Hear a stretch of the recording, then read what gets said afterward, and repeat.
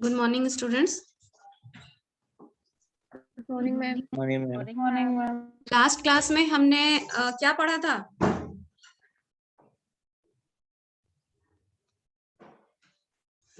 मनीष,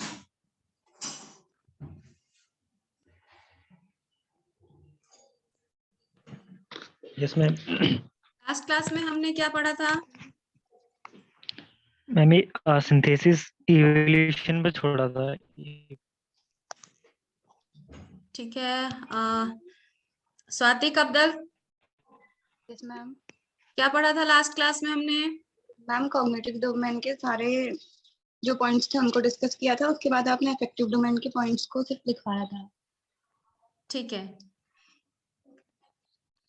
तो आगे बढ़े। फिर किसी को कुछ पूछना तो नहीं है? चलिए आगे इस पॉइंट में आ जाते हैं हम, इफेक्टिव डोमेन में, है ना। इफेक्टिव डोमेन जो था हमारा,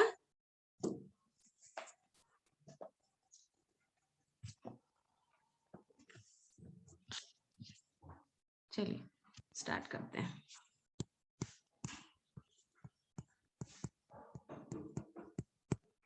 इफेक्टिव डोमेन, है ना।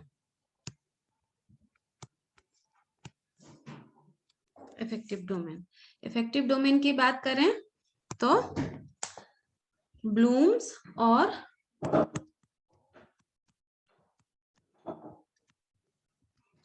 ब्लूम एंड इनका जो एक एसोसिएट थे करथवाल, ठीक है, बताया था मैंने, CRATHWOHL, करथवाल के साथ एक और नाम आता है यहाँ पे, मैरिया, in which year? 1964. Bloom and his associate Karathwal and Maria in 1964 presented this classification of objective. ठीक है, इफेक्टिव डोमेन जो एजुकेशनल ऑब्जेक्टिव है हमारा, इसको किसने प्रेजेंट किया था? ब्लूम और उसके एसोसिएट करथवाल और मारिया ने। किस ईयर में? 1964 में। क्लियर है? ये भी लोअर टू हायर लेवल की ओर बढ़ा था, जैसे हमारा कॉग्निटिव डोमेन है ना। अब यहाँ पर इसका जो इफेक्टिव डोमेन की अगर हम बात करें तो जो इफेक्टिव डोमेन है ना, लोअर टू हायर ये भी था, लोअर टू हायर, और साथ में जो एक इंपॉर्टेंट पॉइंट आपको ध्यान देना है, they made the concept of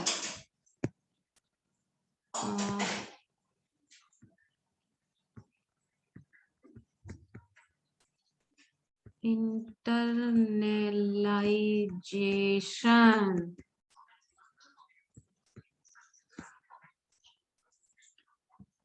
as its base। ठीक है, तो जो इफेक्टिव डोमेन था, इफेक्टिव डोमेन का जो फर्दर क्लासिफिकेशन था ब्लूम के साथ, उनके जो एसोसिएट्स थे करथवाल और मैरिया ने 1964 में दिया था, है ना। ये भी ऑब्जेक्टिव जो है, इसका भी classification lower level to higher level पे गया, है ना। और साथ में जो एक इंपॉर्टेंट चीज है, that is they made the concept of internalization as its base, मतलब इंटरनलाइजेशन जिसको हम समावेशन कहते हैं, इसका आधार माना, समाहित कर लेना, समावेश कर लेना, ठीक है। इसका आधार, इस ऑब्जेक्टिव का आधार इंटरनलाइजेशन था, जिसको हिंदी में लिख लीजिए समावेशन कहते हैं, ठीक है। अब under this domain they include objective of development of किन किन उद्देश्यों को लेके चले वो, है ना, उसकी बात कर लेते हैं कि इंटरेस्ट,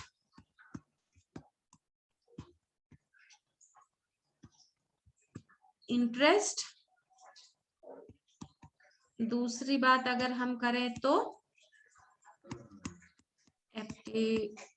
एप्टीट्यूड। तीसरी बात करें तो वैल्यू की बात की गई, वैल्यू है ना। एस्थेटिक्स की बात की गई,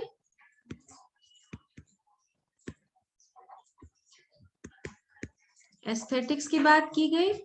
and the last one is coordination, coordination. ठीक है, इसके अंतर्गत इन्होंने जो ऑब्जेक्टिव्स, जो डेवलपमेंट, जो विकास होना चाहिए छात्रों में, भावात्मक विकास के अंतर्गत इन्होंने किन किन चीजों को शामिल किया, दैट इज इंटरेस्ट, है ना, रुचि, एप्टीट्यूड, वैल्यू, एस्थेटिक्स सौंदर्य बोध, और कोऑर्डिनेशन समन्वय, मूल्य। ठीक, इन चीजों को शामिल किया गया इस उद्देश्य के जो वर्गीकरण किया गया उसमें। क्लियर है? 3 पॉइंट याद रखना है आपको यहाँ पर अफेक्टिव डोमेन में, भावात्मक विकास में। पहली बात कि ब्लूम्स और इनके एसोसिएट कौन, करथवाल और मैरिया ने 1964 में ये क्लासिफिकेशन दिया, है ना। इस क्लासिफिकेशन को भी कॉग्निटिव डोमेन की तरह lower level to higher level पे इसकी हायरार्की को अरेंज किया। और जो तीसरी बात कही गई कि इस उद्देश्य का जो वर्गीकरण किया जा रहा था, क्लासिफाई किया जा रहा था, इसकी जो हायरार्की दी जा रही थी, इस हायरार्की का भी बेस जो है वह इंटरनलाइजेशन या समावेशन, मतलब समाहित कर लेना, समाहित हो जाना, है ना, इसका आधार लेके चले। ठीक, इस उद्देश्य को वर्गीकृत करने के पीछे जो ये ऑब्जेक्टिव लेकर चले कि छात्रों में किन चीजों का विकास हो सके, इंडिविजुअल में किन चीजों का विकास हो सके, तो उनके रुचि का, उनके एप्टीट्यूड का, उनके मूल्यों का, उनके अंदर सौंदर्य बोध का और उनके कोऑर्डिनेशन का डेवलपमेंट हो सके। यहाँ तक किसी को कोई डाउट है? No ma'am. आगे बढ़े, इसको क्लीन कर दूं? Yes ma'am. लिख लिया सबने? Yes ma'am. Yes ma'am. ठीक है, तो आ जाते हैं हमने क्या देखा था, जो हायरार्की थी उसमें सबसे पहले हमारा जो आया था दैट इज, एक बार फिर से लिख देती हूँ, RECEIVING, रिसीविंग, है ना। कल लिखवा दिया था ना, इसका लिख लिया है ना सबने? Receiving, yes ma'am. Responding, valuing, conceptualization, organization and characterization, सबने लिखा हुआ है ना? ठीक है, तो अब हम रिसीविंग की बात करते हैं। लिख दूं क्या एक बार फिर से? No ma'am. हाँ, हिंदी में लिख लो, अगर हिंदी में लिखना चाहते हो तो रिसीविंग को आग्रहण कहते हैं, आग्रहण। रिस्पॉन्डिंग अनुक्रिया करना, रिस्पॉन्डिंग अनुक्रिया करना, लिख रहे हैं ना? वैल्यूइंग को लिखिए अनुमूल्यन, वैल्यूइंग अनुमूल्यन। कॉन्सेप्चुअलाइजेशन को लिखिए प्रत्ययीकरण, प्रत्ययीकरण। ऑर्गेनाइजेशन संगठन या व्यवस्थापन, संगठन या व्यवस्थापन। और कैरेक्टराइजेशन चरित्र निर्माण या चारित्रीकरण, चरित्र निर्माण या चारित्रीकरण।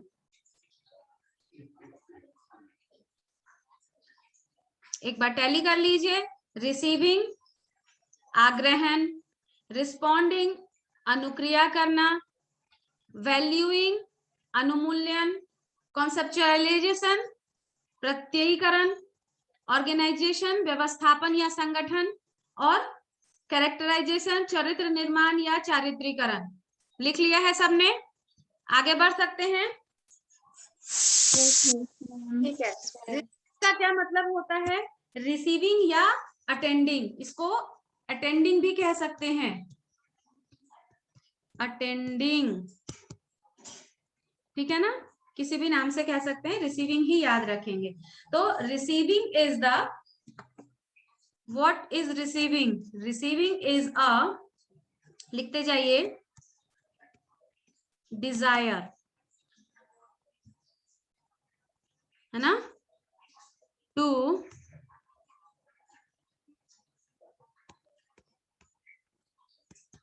receive something or sensitive toward or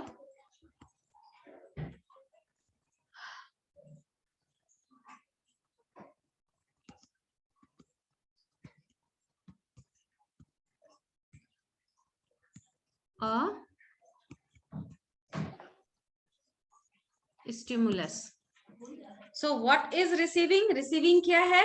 receiving एक डिजायर है, एक चाहत है, एक इच्छा शक्ति है, टू रिसीव समथिंग, किसी चीज को रिसीव करने का, प्राप्त करने का, है ना, अनुग्रहण करने का, या फिर हम कह सकते हैं कि receiving is sensitive toward a stimulus, मतलब जब कोई स्टिमुलस आपके सामने प्रस्तुत किया जा रहा है तो उसको, उसके प्रति आपकी संवेदनशीलता ही रिसीविंग कहलाएगी। ये बात समझ में आ गया यहाँ तक? Yes, ma'am. Yes, ma'am. So receiving itself has 3 labels. Okay, 3 labels. First one is, ऐसा कर सकते हैं,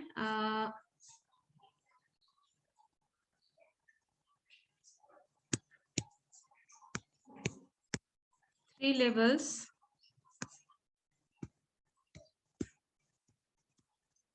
First one is, write in your notebook, awareness of the phenomenon,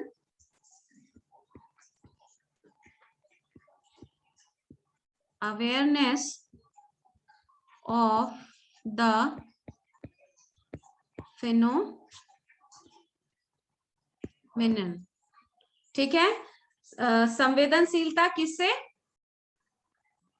परिस्थिति या उस घटना के प्रति जो संवेदनशीलता है, अवेयरनेस ऑफ द फिनोमिनन, ठीक है। दूसरी बात जो आएगी, that is willingness to receive the phenomenon,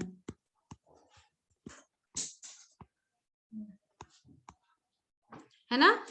willingness to receive the phenomenon मतलब कि ग्रहण करने की इच्छा शक्ति होना।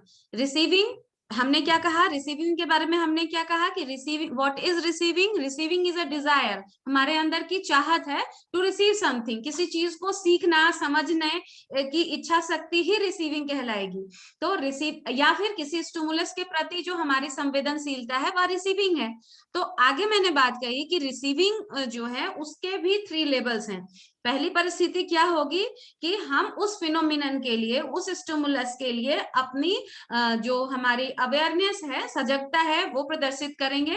और दूसरी बात क्या बताई कि विलिंगनेस टू रिसीव फिनोमिनन, उस कॉन्सेप्ट को, उस स्टिमुलस को रिसीव करने के लिए हमारी अपनी इच्छा शक्ति भी होगी। तो तीसरी बात जो यहाँ पे हो गई, दैट इज कंट्रोल्ड और सिलेक्टेड अटेंशन। कंट्रोल और सिलेक्टेड अटेंशन, ठीक है। कंट्रोल और सिलेक्टेड अटेंशन यानी कि नियंत्रित या सुनिश्चित ध्यान आकर्षित करना, मतलब हम उसी पे फोकस करेंगे, ठीक है। तो यहाँ पे रिसीविंग को एक बार फिर से समझिए कि जो भावात्मक विकास है हमारा, जिसका संबंध हमारे हार्ट से है ना, मतलब जब हम दिल से सोचते, समझते या किसी काम को करते हैं, ठीक है, तो वो इसके अंतर्गत आता है, हमारे अफेक्टिव डोमेन के अंदर। जबकि कॉग्निटिव का किससे था संबंध गरिमा? मैम माइंड से, ठीक है, कॉग्निशन से था। और अफेक्टिव डोमेन का संबंध किससे हो गया? हार्ट से। हाँ, भाव से हो गया। ठीक है, तो भाव में हमने कहा कि सबसे जो क्लासिफिकेशन दिया ब्लूम और करथवाल मैरिया ने, उन्होंने कहा कि इसके जो लेबल हैं receiving, responding, valuing, organization, conceptualization, lower to higher arrangement था, है ना।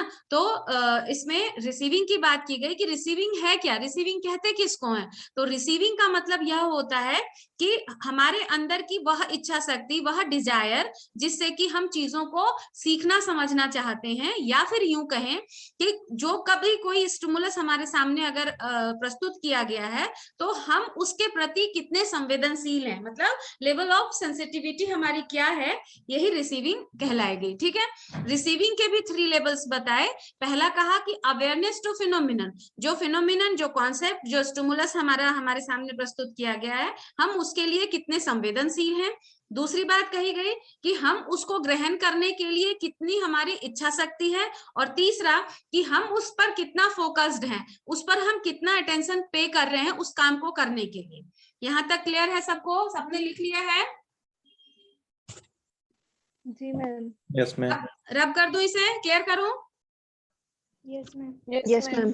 ठीक है, नेक्स्ट क्या आ जाएगा यहाँ पे? Next is responding.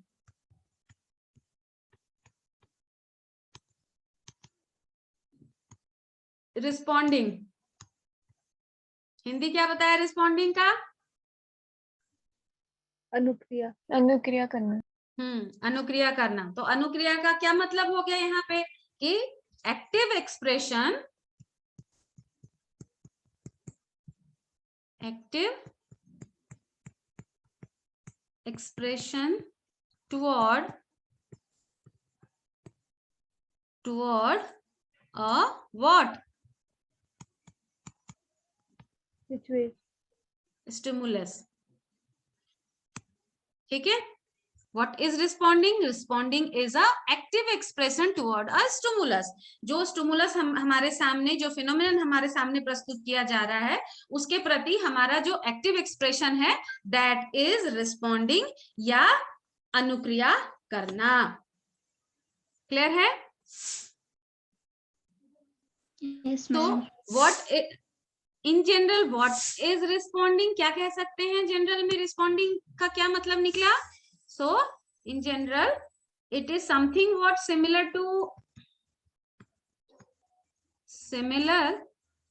To interest. Is it clear? In general it is something what similar to what? Interest. ये हमारे इंटरेस्ट के जैसा। रिस्पॉन्डिंग क्या है? एक तरीके से हमारे अंदर का हमारा इंटरेस्ट है।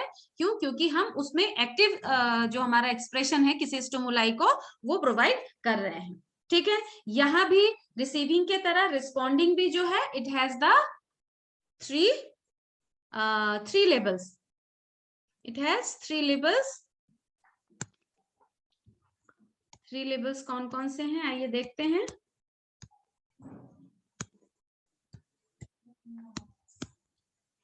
So acquisitions in responding,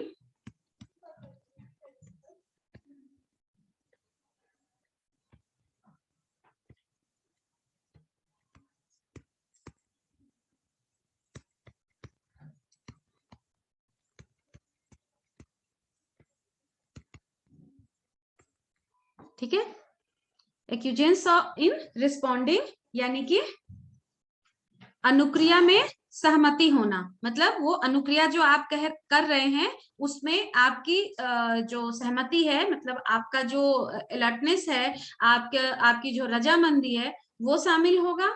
और दूसरा willingness to response, same like receiving.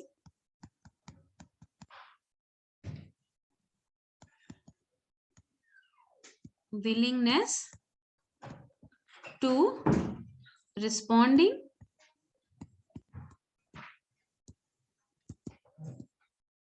So willingness to responding को कहेंगे अनुक्रिया के लिए इच्छा होना, मतलब जो स्टिमुलस आपके सामने प्रेजेंट किया गया था जिसके लिए आप अवेयर हुए थे, तो यहाँ पे उसके प्रति उस अनुक्रिया को करने की इच्छा शक्ति का होना भी मायने रखता है।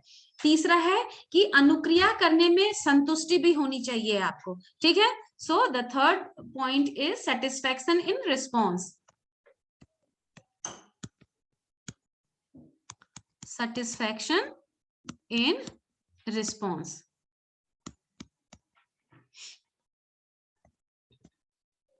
क्लियर है? Yes ma'am. ठीक है, जैसा हमने रिसीविंग में देखा कि उसके 3 लेवल थे। रिसीविंग इन जनरल हमने क्या सीखा? रिसीविंग कौन बताएगा? आंचल बताओ, what is receiving? Desire to receive. Okay, हाँ, फिर उसके भी हमने 3 लेवल देखे। कौन कौन सा लेवल था Aanchal? Awareness, willingness, controlled behaviour. हाँ ठीक है, और रिस्पॉन्डिंग किसे कहेंगे Gaurav? Ma'am acquisition in response, willingness and satisfaction. ठीक है, समझ में आ रहा है ना सबको? जी ma'am. Divya, yes ma'am. Ankita, yes ma'am. Nikita, Anil कहाँ गायब है?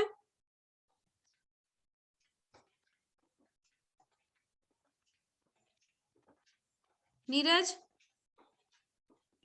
Yes ma'am. समझ में आ रहा है? यस मैम आ रहा है।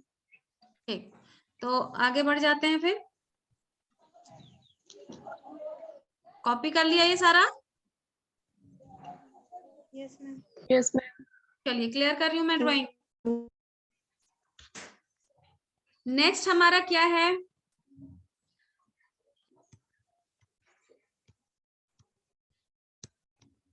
वैल्यूइंग। हिंदी में क्या बताया? वैल्यूइंग को हिंदी में क्या बताया? कौन बता रहा है? दिव्या। अनुमूल्यन। ठीक है, अनुमूल्यन। चलिए, अब अनुमूल्यन क्या है इसकी बात करते हैं। सबसे पहले कि अनुमूल्यन की अगर बात करें तो हम कह सकते हैं it includes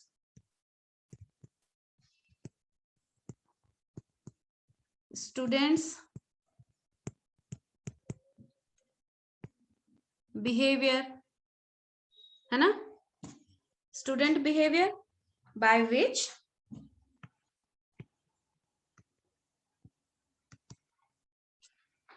he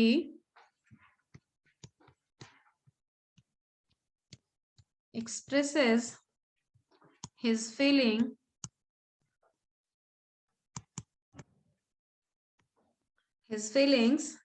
toward an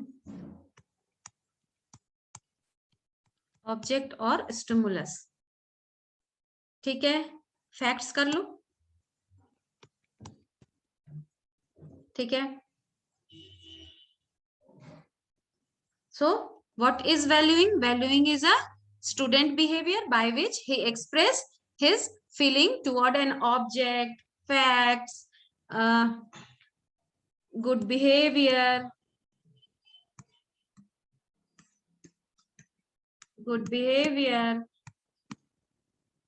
values,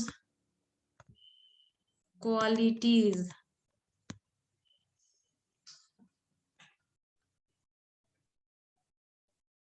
समझ में आ रही है बात? Yes ma'am. चलिए,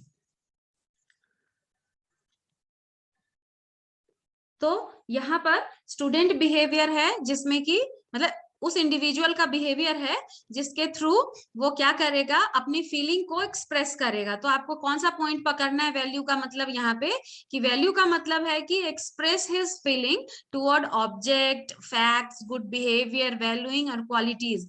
अगर वो इन चीजों पे अपना एक्सप्रेशन नहीं रखेगा तो वैल्यू उसके अंदर जनरेट नहीं होंगे।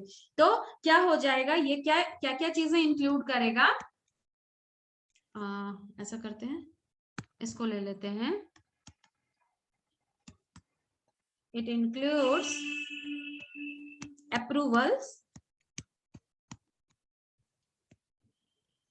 फेवरनेस,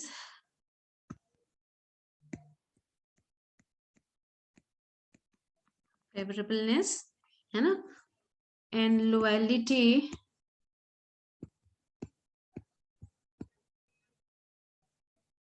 loyalty toward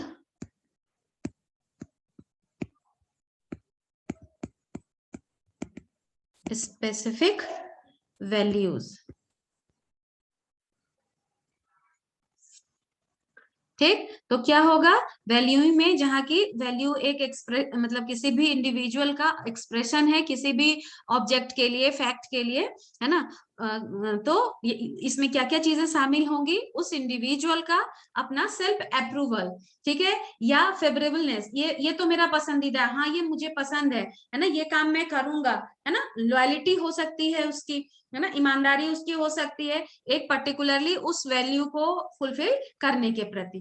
क्लियर है वैल्यू किसे कहते हैं? So like receiving and responding, it has also 3 labels। लिख लिया है सबने? Yes, ma'am. Yes, ma'am. ठीक,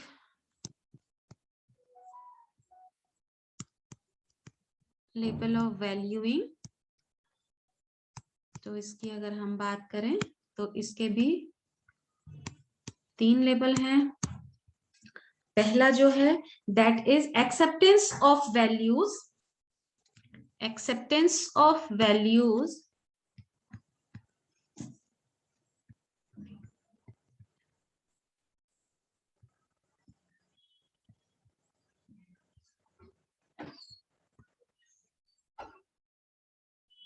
एक्सेप्टेंस ऑफ वैल्यू। सेकंड में आ जाइए प्रेफरेंस फॉर,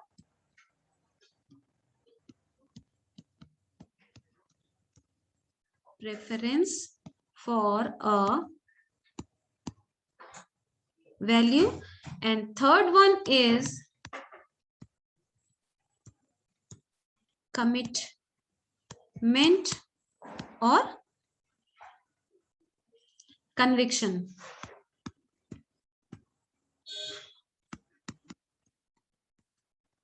कमिटमेंट और कन्विक्शन, यानी कि इसके अंतर्गत जो 3 लेबल इसके आते हैं वह क्या है, एक्सेप्टेंस ऑफ वैल्यू, किसी मूल्य को स्वीकार करना, सराहना करना, स्वीकारना मतलब एक्सेप्ट करना, है ना, उसके बाद प्रेफरेंस फॉर वैल्यू, यानी कि किसी मूल्य का जो है अपेक्षाकृत अधिक आदर करना, कि ये वाला नहीं ये वाला है ना, यानी कि प्रेफरेंस दे रहे हैं आप उसको, और तीसरा किसी मूल्य के प्रति आपका जो कमिटमेंट है, प्रतिबद्धता है, ये इसका तीसरा लेवल होगा, कि आप किसी वैल्यू को माने, उसको एक्सेप्ट करें, उसको स्वीकार करें, उसके बाद उसमें भी आप प्राथमिकता दें, अपेक्षाकृत किसी एक को ज्यादा समझे, किसी एक को कम समझे, जो भी है प्राथमिकता निर्धारित करना, और तीसरा कि उसके प्रति आपका जो प्रतिबद्धता है, कमिटमेंट है, उसको फुलफिल करना। ठीक है, Yes, ma'am. क्लियर है? आगे बढ़े।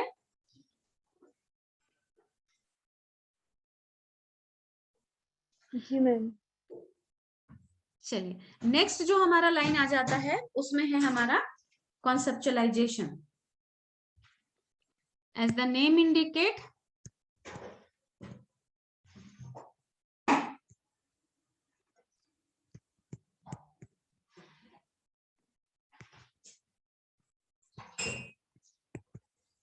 कॉन्सेप्चुअलाइजेशन, कॉन्सेप्चुअलाइजेशन जिसको हम हिंदी में क्या कह रहे हैं, प्रत्ययीकरण करना कह रहे हैं, है ना, प्रत्ययीकरण कॉन्सेप्ट का फॉर्मेशन स्टेज कहलाएगा ये। यहाँ पे जो भी मूल्य हमने पीछे प्रतिपादित किया था, जिसको हमने स्वीकार किया, जिसको अपेक्षाकृत हम आदर कर रहे थे या जिसको करने के लिए हम प्रतिबद्ध हो रहे थे, यहाँ पर हम उनका क्या करेंगे कि उन मूल्यों के प्रति जो हमारा अपना एक कॉन्सेप्ट है उसको जनरेट कर रहे हैं हमारे अंदर, उसके लिए आइडिया जनरेट हो रहा है। So this stage is basically concept formation stage.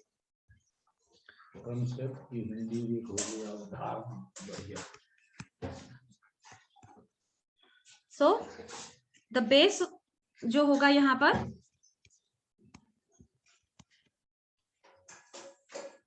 वो that is thinking,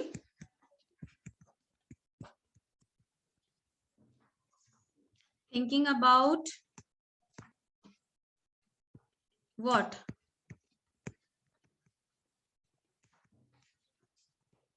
Similarity and dissimilarity.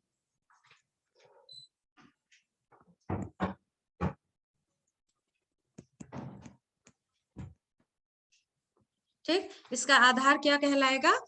जो कॉन्सेप्चुलाइजेशन स्टेज है उसमें क्या चीजें होंगी, हम सोचेंगे, थिंकिंग करेंगे किसी कॉन्सेप्ट के बारे में कि वो किस चीज से सिमिलर है या इससे इसकी डिसिमिलरिटी क्या है, ये इसका आधार होगा। ठीक है, तो जब कोई स्टूडेंट कोई कॉन्सेप्ट कंस्ट्रक्ट कर लेगा, है ना, किस बेसिस पे, उसके सिमिलरिटी और डिसिमिलरिटी के बेसिस पे। इतनी लेट कौन ज्वाइन कर रहा है क्लास को भाई?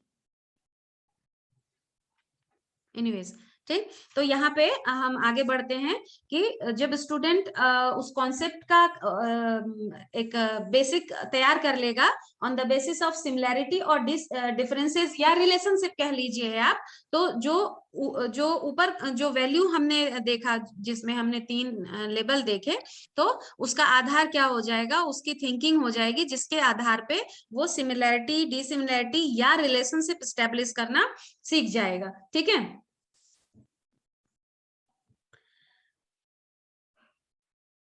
तो यहाँ पे क्या होगा, उसके अंदर ड्यू टू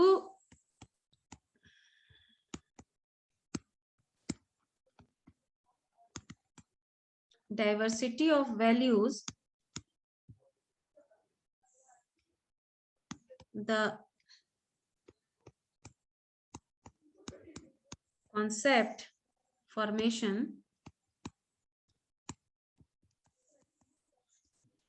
for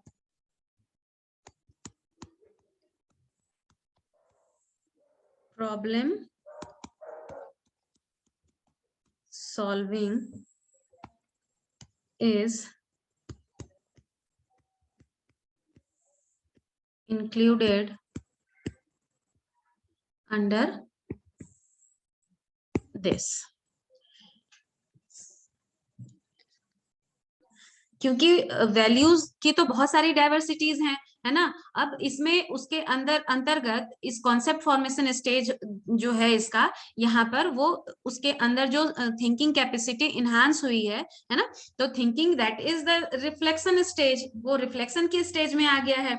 वो चीजों की समानता और मतलब असमानता या चीजों के बीच में संबंध स्थापित करना सीख गया, यानी कि उसका लेवल हायर हो चुका है। तो इस डाइवर्सिटी ऑफ वैल्यू की वजह से क्या होगा कि कॉन्सेप्ट फॉर्मेशन यहाँ पर होगा और प्रॉब्लम सॉल्विंग यहाँ पे एबिलिटी जो है इस स्टेट में क्रिएट हो जाएगी, that is the higher state.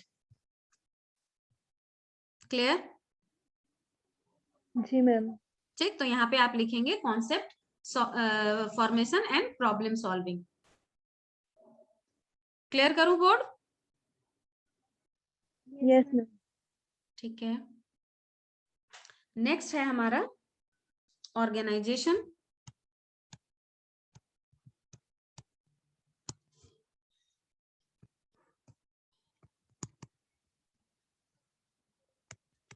Organisation Hindi क्या बताया? संगठन। व्यवस्थापन या संगठन। अब जो ऑर्गेनाइजेशन है, नाम से ही पता लग रहा क्या होगा, सिंपल सी बात है, बहुत ज्यादा सोचना नहीं है। ऑर्गेनाइजेशन या संगठन क्या होगा? आपने देखा कि बच्चे ने स्टिमुलस जो था रिसीविंग वाले स्टेट में, आपने क्या देखा कि किसी स्टिमुलस के प्रति उसकी संवेदनशीलता देखी आपने, है ना, उसको फिर उसकी रिस्पॉन्डिंग देखा आपने कि वो उसके प्रति रिस्पॉन्स भी कर रहा है। उसके बाद देखा कि उसको वो आग्रहित भी कर रहा है, उसको करने के लिए प्रतिबद्ध भी हो गया। फिर आपने देखा कि उसको उस कॉन्सेप्ट का जो है उसको अटेनमेंट, मतलब उसको प्राप्त भी कर लिया उसने। तो अभी क्या हो जाएगा इस स्टेज में?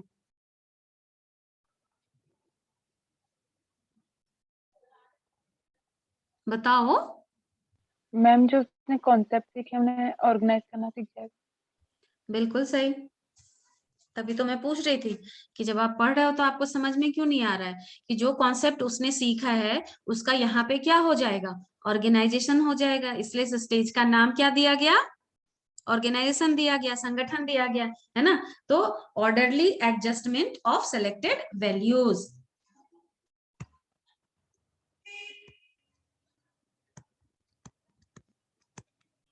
ऑर्डरली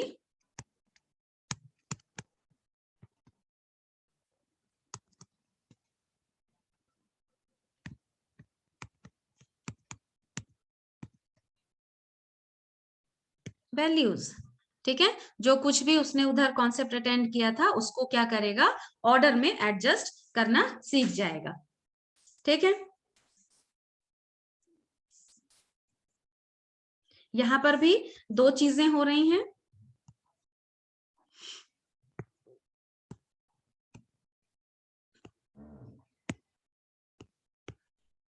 पहला क्या होगा,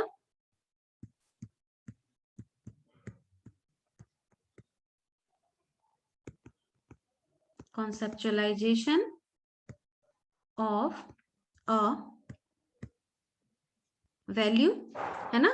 कॉन्सेप्चुअलाइजेशन ऑफ अ वैल्यू एक, और दूसरा जो है वह होगा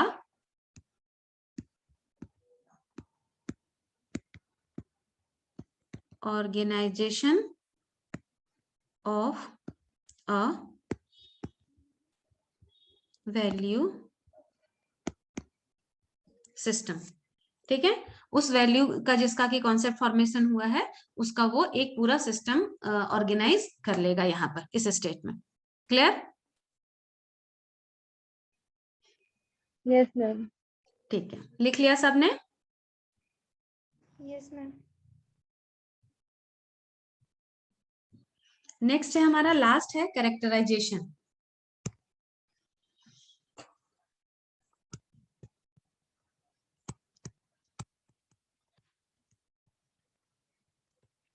कैरेक्टराइजेशन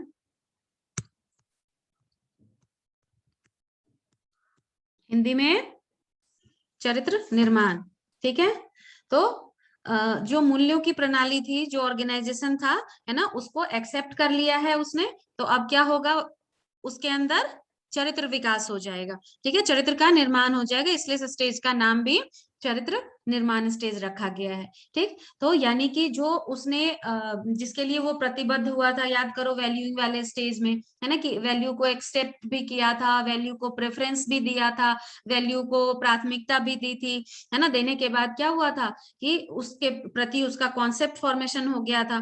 कॉन्सेप्ट फॉर्मेशन के बाद की स्थिति में उसने उन वैल्यूज को एक संगठित रूप भी दे दिया था, ऑर्गेनाइज भी कर लिया था। तो आफ्टर द ऑर्गेनाइजेशन अब क्या होगा, उसके चरित्र में वो चीजें शामिल हो जाएंगी, यानी कि वो उसके एक तरीके से हम कह सकते हैं कि हैबिट फॉर्म, एग्जैक्ट ये वर्ड कह देना गलत होगा क्योंकि वो चीज हमारे अभी नेक्स्ट लेवल में आएगा जब हम साइकोमोटर डोमेन में जाएंगे। तो यहाँ पे क्या हो रहा है, सिंपल हम ये कह सकते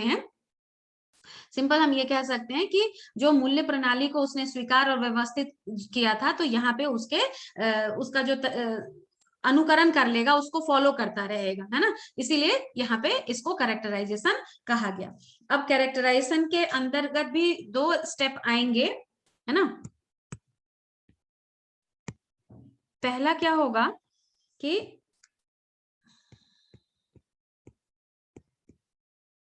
जनरलाइज्ड सेट बन जाएगा कि इस परिस्थिति में हमने ऐसा किया था, है ना, तो बहुत प्रेज हुआ था। तो ऐसा करना चाहिए, इस परिस्थिति में हमने ऐसा कर दिया, ये गलत था यार, बहुत डांट पड़ी थी, तो नहीं करना चाहिए, है ना। तो एक जनरलाइज सा सेट, एक माइंडसेट उसका यहाँ पे डेवलप हो जाएगा। एंड द फाइनल क्या होगा कि उसको इस परिस्थिति में यूज करना है या इसको नहीं करना है, that exactly is characterization. So the second is characterization, चरित्र का निर्माण हो जाएगा। यानी कि जनरलाइज सेट ऑफ वैल्यूज जो बना है, मूल्यों का सामान्यीकरण करना सीख जाएगा फर्स्ट में यहाँ पे, और दूसरा क्या होगा, चरित्रीकरण करना यहाँ पे वो सीख जाएगा, यानी कि उसके हैबिट में वो चीज शामिल हो जाएगी। कंप्लीट हो गया ये इफेक्टिव डोमेन, लिख लिया सबने? जी मैम। Yes ma'am. चलिए, तो अब यहाँ पे बस एक छोटी सी बात और क्लियर कर देती हूँ, उसके बाद नेक्स्ट क्लास में हम साइकोमोटर डोमेन को डिस्कस करेंगे, ठीक है।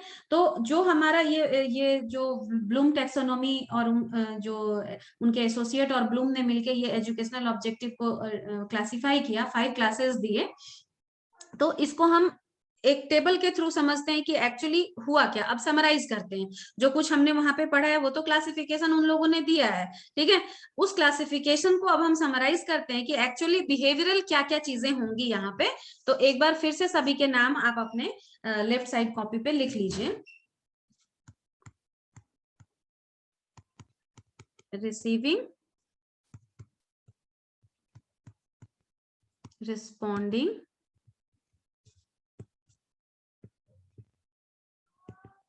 valuing,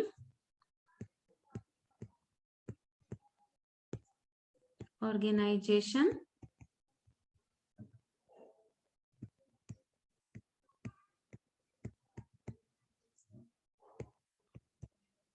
कैरेक्टराइजेशन, है ना। कैरेक्टराइजेशन थोड़ा सा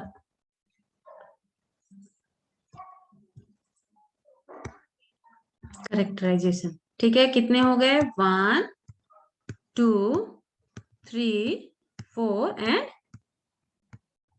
5।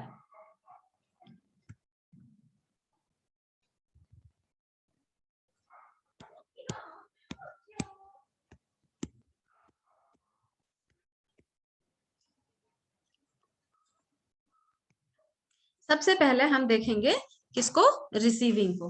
तो रिसीविंग में क्या होगा,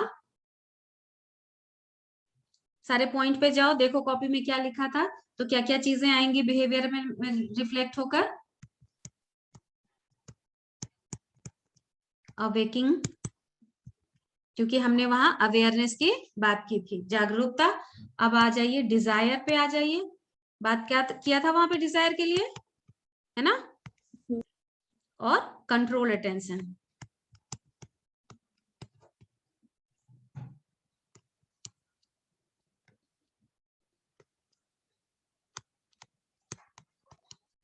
कंट्रोल अटेंशन होगा। अब हम उन उद्देश्यों के व्यवहारात्मक पक्ष की बात कर रहे हैं कि रिसीविंग में क्या हो जाएगा कि जागरूकता आ जाएगी, चाहत उत्पन्न होगा, और जो उसका ध्यान है वो क्या होगा, अब केंद्रित हो जाएगा। तो नेक्स्ट में आ जाते हैं रिस्पॉन्डिंग स्टेट में, क्या बिहेवियरल एस्पेक्ट है उसका, तो अप्रूवल होगा यहाँ पे।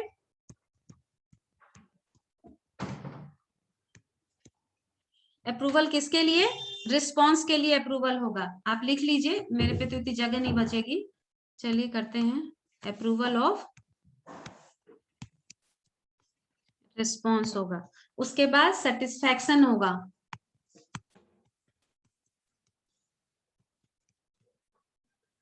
ठीक। थर्ड में आ जाइए, वैल्यू में क्या होगा, यहां भी अप्रूवल की बात करेंगे। अप्रूवल को लीजिए, फेवरेबलनेस बताया था। Yes ma'am.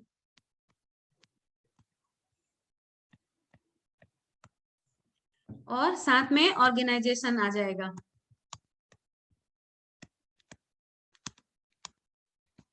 मतलब कहने का कि सिस्टमेटिक हो जाएगा।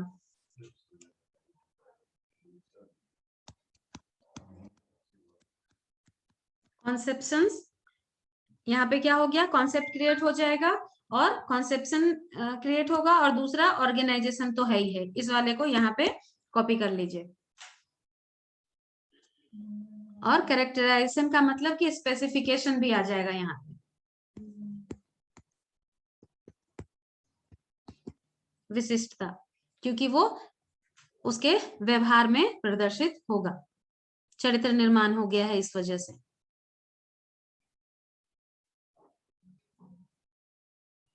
लिख लिया? Yes ma'am. तो ये हमारा अफेक्टिव डोमेन जो है वो कंप्लीट हो गया यहाँ पे।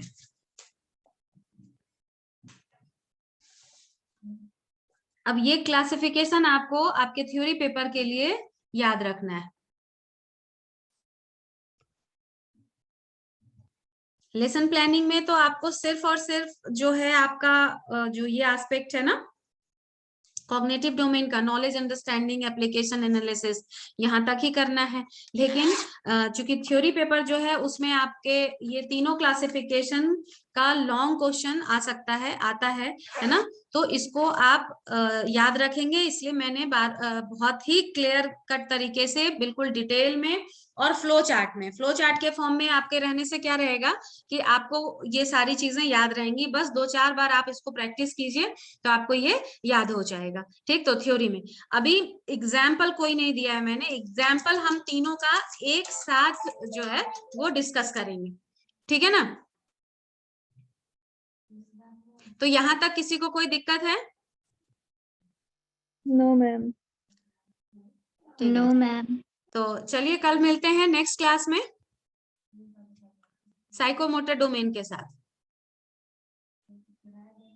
Thank you ma'am. Thank you ma'am. Okay thank you ma'am.